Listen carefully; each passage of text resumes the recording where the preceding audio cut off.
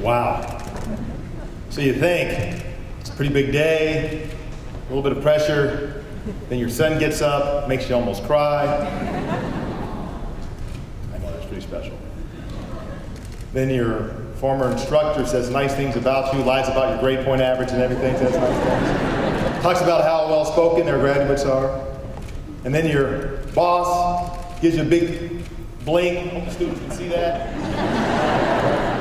Blink in the house.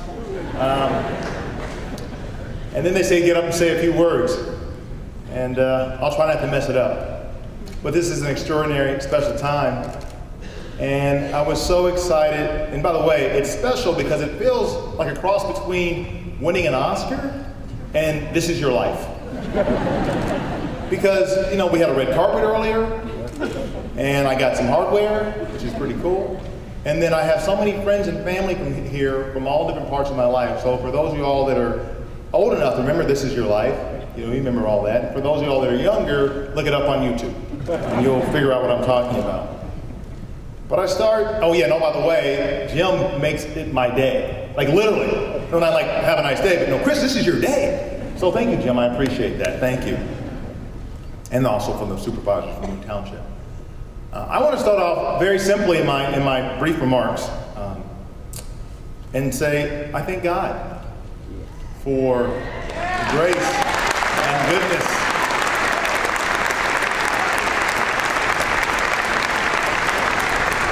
I thank God for this imperfect world that we're trying to perfect through our education, our training, our wisdom, the people that are trying to educate those fine folks in the back up there.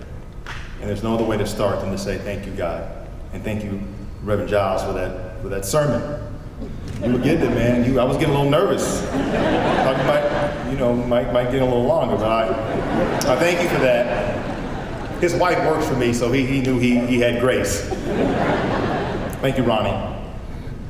I want to thank the RMU Inauguration Committee. In fact, led by former Colonel Larry Tomei and Dr. Yasmin Puriat. Can the committee members who worked on this event and put it together, could you please stand and be recognized?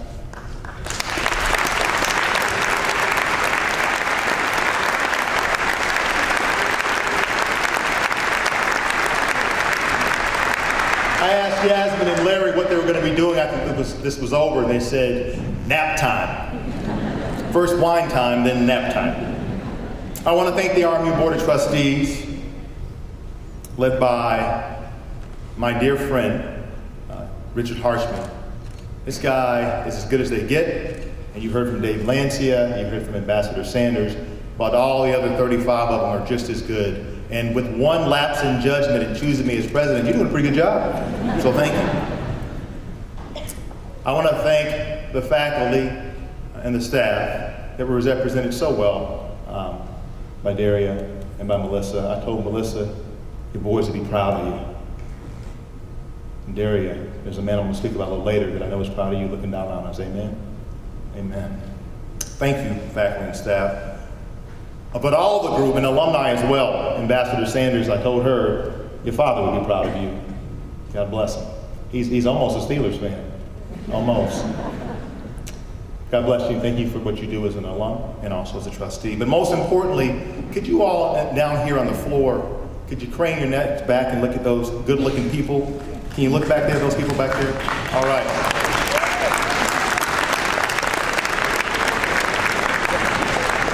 Now, I did promise them a pizza party, and I did cancel classes, so they had to come. But anyway,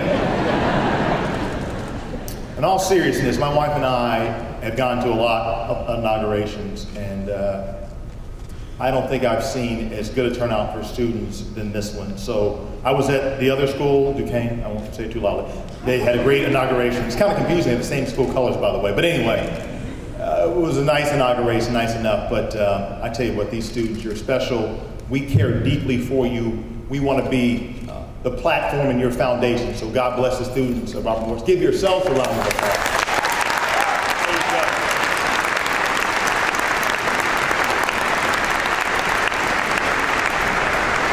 Thank you to former President Ed Nicholson.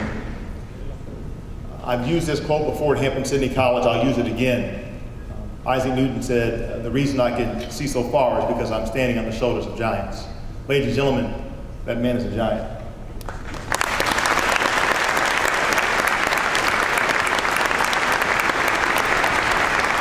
And I'll speak of a few other giants in my remarks, but Charlie Sewell, a giant. Greg DeLamo, a giant.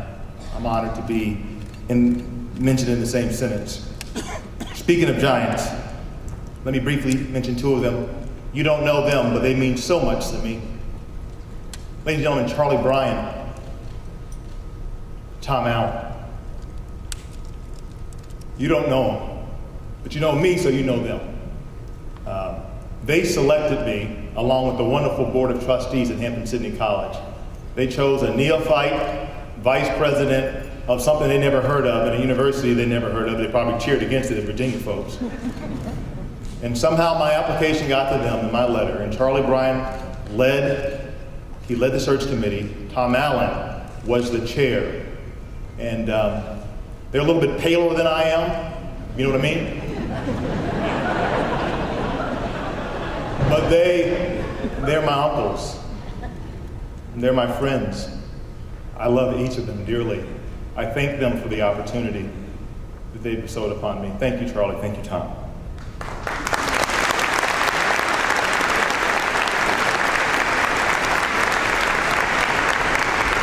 Now, there's so many friends here I can't even name, otherwise you get mad at me and start throwing rocks, and students start tweeting and Facebook and all sorts of things online, so I don't want to do that yik-yakking and yakking and yicking and all that kind of stuff, so I won't go too long.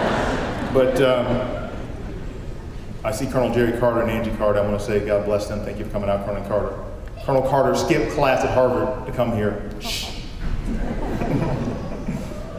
Whoa. Raise your hand, Jerry. All right, they know who you are. All the faculty's looking at you sideways. But let me thank this final group and get on with it.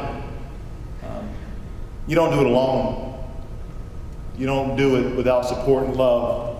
You've met my youngest son, Joshua. That's my oldest son, Cohen Howard.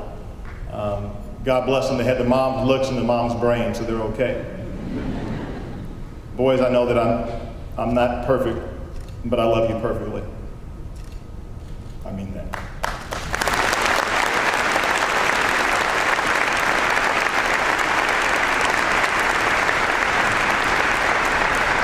But the two ladies in my life who finally agreed that this haircut's okay. You all know that, like husbands know. I'll talk about Carolyn Howard in my speech, but I look like her, I talk like her, I act like her. I love her. She's my mother, Carolyn Howard. She's here. So.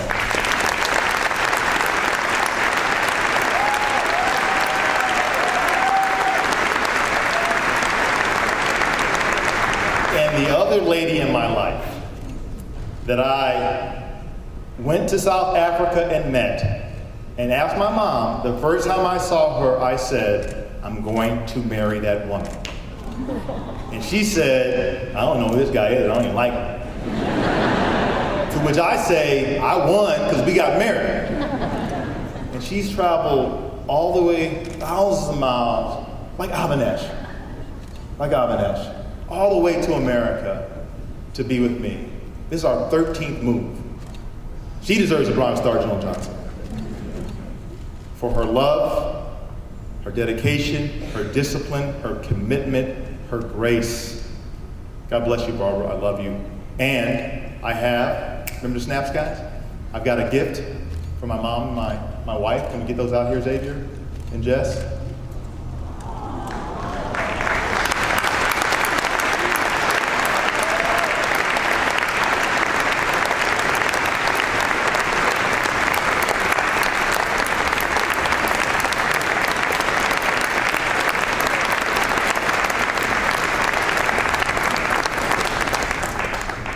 An American story for our time. An American story for our world. I love a great story, as you can tell. Everyone loves a great story.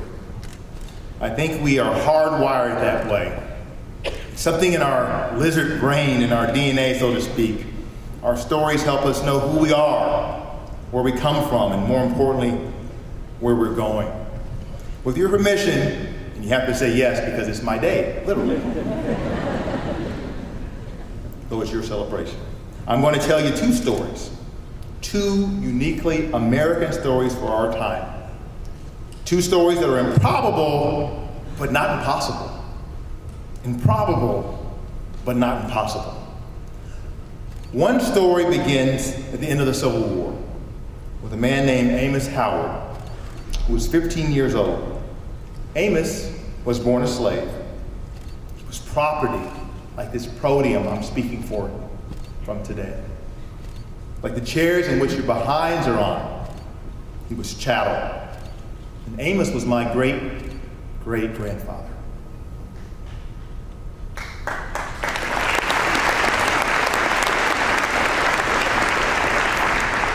Amos had a son. His name was Watt. Watt had a son. His name was Casey. And Casey did what so many children and grandchildren of slaves did, what many slaves themselves did when they got their freedom. He became a sharecropper. He eked out a meager living working a patch of Texas land that he did not own. But like every great story, there's a twist. Casey Howard had, to borrow a favorite word of President Obama's, the audacity to get a great job working in the new Lone Star natural gas plant in Texarkana. It was a factory job, which Pittsburghers know a lot about. And it changed the course of a family's destiny. You see, with the middle class living that came from a factory job, or a blue collar living that came from a factory job, Casey and his wife Sarah, aka Big Mama, and Big Daddy. Big Mama is 94, 91 now? My mom's giving me 95. So your mama, you gotta love your mama, students. Help you out. She's in the front row telling me how old my grandmother is. Big Mama, 95 years old. Big Daddy, rest in peace, was a good man. But because of that job at Lone Star Gas, they had enough money with the help of an ROTC scholarship to send a son to college, a sharecropper's son going to college. And that's an improbable, but not an impossible story. That son's name, Casey, and Sarah's sixth child, is Marvin Howard. Marvin Howard is my father. Marvin Howard's not here right now. He's not well. He's sick. He's been sick for a few years. And for those of you all that have gone through that have lost a loved one, Rich. For those of you all that have seen someone who you knew in a certain way and along that way, God bless you. I pray for you every day. But I pray for the hands that care for that individual. That's why I pray for my mom every day, because she cares for him. For great dignity. I'm sorry he's not here. But think about it. Because when you see me, and you see him, you see him, you see Marvin. So thank you. In a great American city, a man named Andrew Bloss opened a for-profit accounting school with a simple name, the Pittsburgh School of Accountancy. And you know what? It was a success. So much so that the school started adding new programs, and by 1935, the school's third president, Richard Kuhn III, decided that the Pittsburgh School of Accountancy was no longer a fitting name because it wasn't just a school of accountancy. It was a school of business. And for the school's new name, President Kuhn had the audacity, there's that word again, to name the school after another great American story, the story of a man named Robert Morris. That man sailed from England at the age of 14 to make his fortune. A fortune that he used to help a ragtag bunch of colonials. Thank you very much. Craig, I felt like I was in church, so I had to cry. Told you that. The story of a man named Robert Morris. That man sailed from England at the age of 14, like I said before, to make his fortune. A fortune that he used to help the colonials. That's where we get the name from, guys. There it comes. Colonial soldiers defeat the world's greatest army and give birth to a dream that all men are created equal and endowed by their Creator with certain unalienable rights: life, liberty, and the pursuit of happiness. Robert Morris signed all three of our nation's founding documents: the Declaration of Independence, the Articles of Confederation, and the U.S. Constitution. The Pittsburgh Penguins would call that a colonial hat trick. Now, Robert Morris was a flawed man, though. He was a man of his time. He was a man who bought and sold slaves. I mean, you can understand that. But indeed, that dream the founding fathers fought and died for, life, liberty, and the pursuit of happiness, was, for many people, a dream deferred, in the words of the great African-American poet Langston Hughes. But people like Casey Howard and his son, Marvin Howard, started to make good on that dream. Marvin went to college at Prairie View A&M, and through RCC became a commissioned officer in the United States Army. He'd married my mom, Carolyn, had a son, my brother Reggie, who's not here, I love him to death, and Sandra, his lovely wife, and Gabby, my niece. And then he went on to fight in Vietnam while Carolyn was pregnant with that second child, with me. Now, my mother, Carolyn Howard, you know what my mom did? And this is very interesting. So in that time, my dad went to Vietnam. My mom was 8 months pregnant with me. She went to live 6 months with my mom and dad, her mom and dad in Marlin, Texas. 6 months in Mount Pleasant, Texas, with my father's mom and dad. And this was Jim Crow, segregated South, East Texas. My mom would waddle into the all-white waiting room where no blacks were allowed to go. But she thought, I'm going to go there. And she would go and she would sit down and wait to be seen by the OBGYN. And if you want to get quick service in East Texas, be a black woman in a white waiting room. So as soon as my mom's butt hit the chair, they'd say, Miss Howard, we'll see you right now, come on back. That's a tough lady. That's healthcare expediency in action. But after that period, on February 12, 1969, I was born. Remember our second story? Now there's a twist in that one too, because during the 1960s, when Marvin Howard was going to college and becoming a soldier, Pennsylvania changed the requirements for accountants to sit for the CPA exam. You had to have a college degree. So the McCartan family, which at the time owned the Robert Morris School of Business, transitions the school to nonprofit junior college status. Jack McCartan, the school's vice president and the son of the president, had the audacity, here we go again, to negotiate great terms with Oliver Kaufman to sell this scrappy school his estate so he could build some dormitories. I think the way the story goes is that McCartan's talking to Kaufman from the Kaufman family empire. They had department stores, and he said, how much do you want for this land we're on right now? He said $600,000. And President McCartan said, I can give you $2. And he said, let's make a deal. And now we're here. So Robert Morris people have always been able to make good deals. Even then, we were making great deals, as I said before. And in 1969, remember that year, Robert Morris College in Moon Township is born.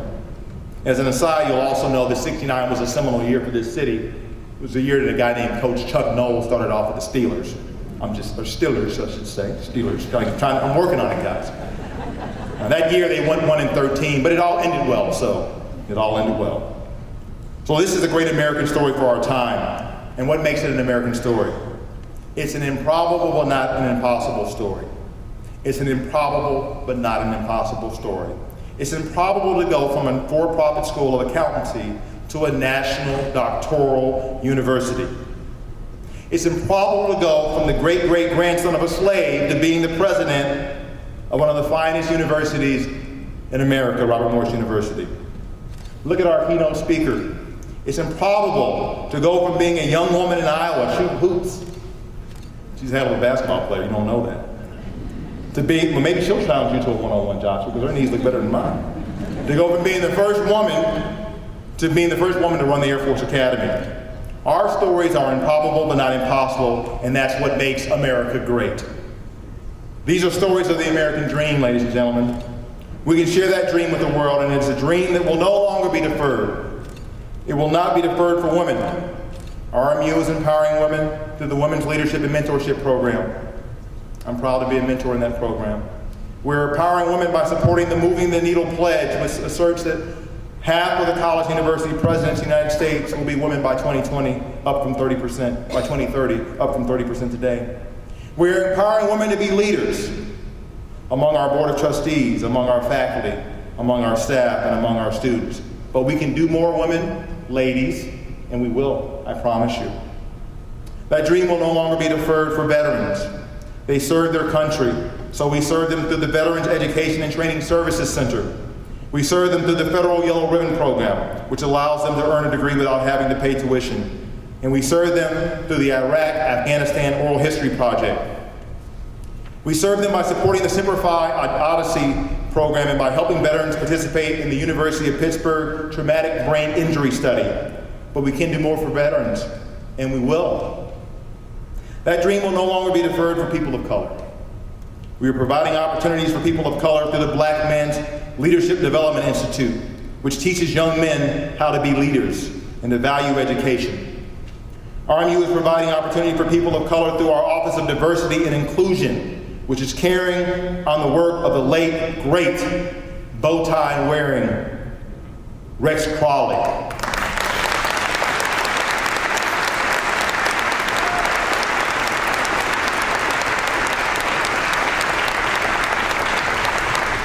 That's another one of those giants back there, President Nicholson, who mentored so many people here who continue his legacy through scholarship programs for people of color, through social and academic support, through community outreach, through building models of achievement that others can follow. But we can do more for people of color, and we will. RMU can do better because RMU is a great American story, and because RMU is a great American university. Robert Morris University, your university, is now nationally ranked number 188 on the U.S. News and World Report list. Not too shabby for old Bobby Moe, eh?